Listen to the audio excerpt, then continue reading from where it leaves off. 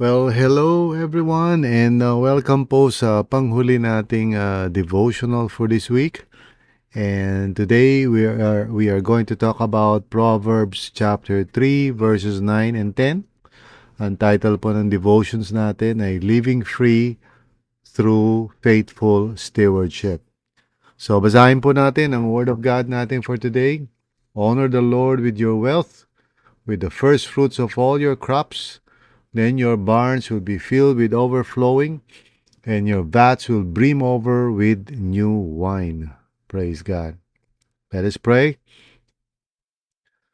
Lord, maraming salamat po, Panginoon, for your promise in your word that you want to bless us and prosper us, Panginoon, as we focus on you, as we depend on you, and not to love money or anything in this world that is so deceitful, but to keep on trusting in you for the provisions that we need in our lives, O God, and honoring you, Panginoon, honoring you with the first fruits, with our tithes, with our offerings, O God.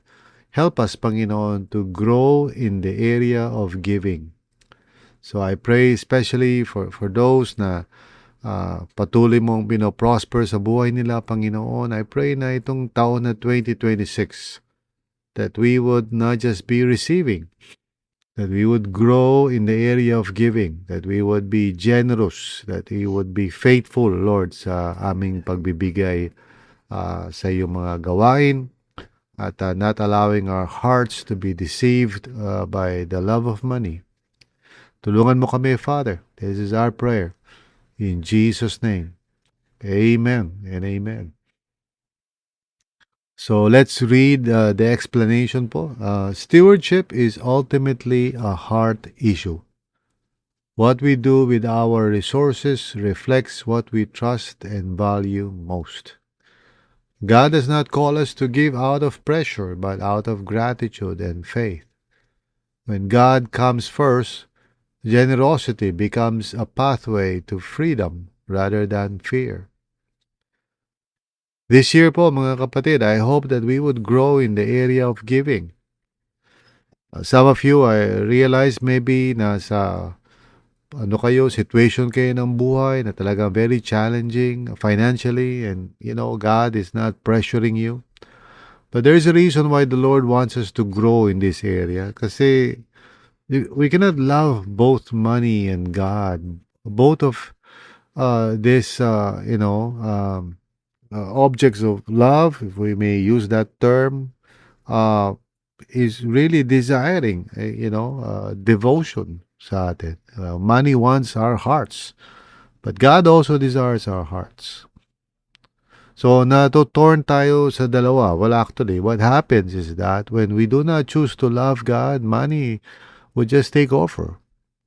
In many Christians actually, naliligaw ng landas at nawawala sa focus at nagiging unproductive yung buhay because they are just focused too much, I mean, sa pera.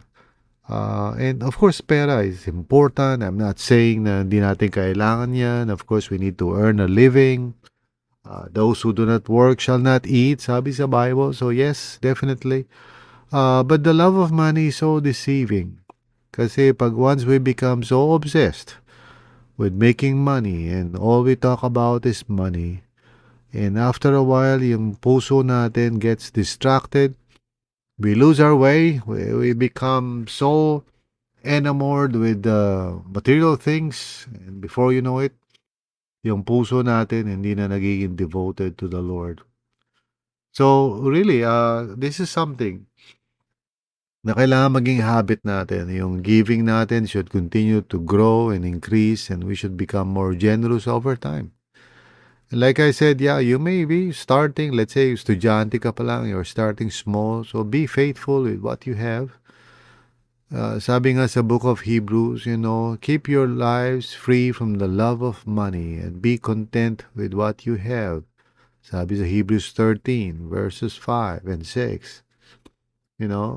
Because God has said, never will I leave you, no, never will I forsake you. And sabi sa verse 6, Hebrews 13, So we say with confidence, the Lord is our helper. The Lord is my helper. I will not be afraid. What can man do to me? So in other words po, kailangan matuto tayo to love God with all our hearts and not love money because money will just pull us away from our love for God. So nag-umpisa tayo sa maliliit and we grow as the Lord prospers us, maybe sa umpisa mga 1% lang, let's practice percentage giving, maybe 2%, maybe 5% next time. Maybe we grow to 10% and maybe we grow to 20% as the Lord prospers us and blesses us. God is faithful. He knows our needs. So, let's just trust God. And the reason why nagbibigay tayo sa Panginoon, it's not because kailangan ni Lord yung pera natin. But because kailangan natin ma-set free from the love of money. And so when we give, we're defeating the power of greed, no? That is always wanting to take control of our hearts. So, pag nagpa-practice tayo ng giving, nag-grow tayo sa area ng generosity. And so, imbis na we love money, we are set free. And we can be generous and helpful toward others, use money for good things.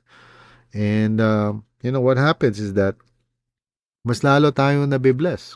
Yeah. Mas lalo tayong pinagpapala ng Panginoon.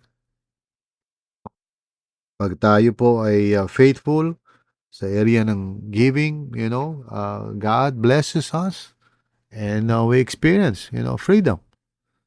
So, wag po tayong gumaya sa iba na yung tawag ko nga zero interest giving. Basically, hindi nag-grow. Parang staying the same all the time. Walang pagbabago. So, this year, bantayan natin ang puso natin laban sa greed. At maging generous tayo sa pagbibigay sa Panginoon. Maging faithful tayo. Those of you na hindi pa nagpa-practice ng tithing, now is the good time to do that, to start that. No? Let's practice percentage giving.